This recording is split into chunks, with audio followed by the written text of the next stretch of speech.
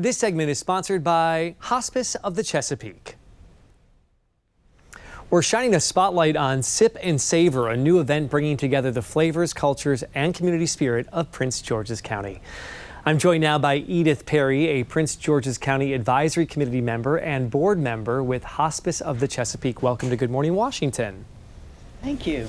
So let's talk right off the top about Sip and Savor and tell us about this event and why it's so special in Prince George's County. Well, Sip and Savor is an opportunity for Hospice of the Chesapeake to, number one, showcase their partners, or many restaurants are partners, and also expose hospice to the community. But the main thing is to showcase some of our partners, and also it's a fundraiser. Well, let's talk about how you're working with partners and, local groups and leaders to make Sip and Savor happen. Okay, we're working with a lot of the local partners. Some of the different restaurants and so forth, but and different cultural type restaurants. Like we have the Mexican restaurants, Italian restaurants. So it's going to be an array of diversity and culture within the Prince George's community. And you've spoken so highly of some of the great chefs in Prince George's County yes. that we've highlighted here on Good Morning Washington over the years. So how does Hospice of the Chesapeake make sure that it's meeting the needs of multicultural families, especially in the African American community in Prince George's County? Well, having an event like Sip and Savor will help us raise funds so we can continue to serve the underserved community.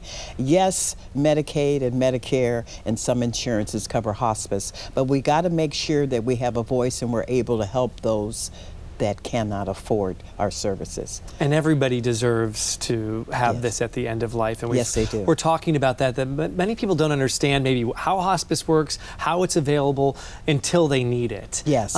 I know you have a personal story of how hospice has, you helped someone that did not know how to get hospice care, and it shows the power of hospice. Yeah, and as a chief of staff with State Delegate Jocelyn Payne-Melnick, who happens to be chair of Health and Government Operations, I got a call from a constituent that needed hospice care immediately for her mother. Hospice responded within 3 hours. Wow.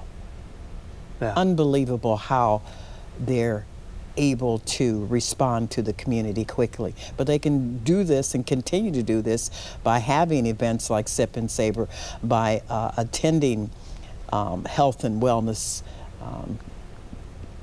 conventions and expos and so forth. Well, it's so important. And looking ahead, what are your hopes for Sip and Savor and for supporting the community in Prince George's County? I hope that we get many sponsors that can raise funds so we can continue to serve the underserved community, so we can continue to have many low-income families, children attend our grief camps. You know, it's very expensive and people can't afford it, but we want to be able to continue to offer that free for some of the grieving young children. When you talk about that after, a family member passes on, that hospice care still helps out up to a year after. Yes, up to a year after. That's the entire family. Wow, such great care that's being taken into account. And for our viewers that are watching right now, if they'd like to get involved with Sip and Savor and learn more, how can they learn more? Well, they need to go online to Hospice of the Chesapeake. We have a website and they can click on Sip and Savor. Wonderful. And support a great community event so we yes. can continue helping our community at the most important time in their lives. At this point, I want to see as many people possible at the Newton White Mansion on Enterprise Road for Sip and Savor on November the 9th, which is a Sunday, from 1 to 4. Edith, thank you so much for being here today. My pleasure.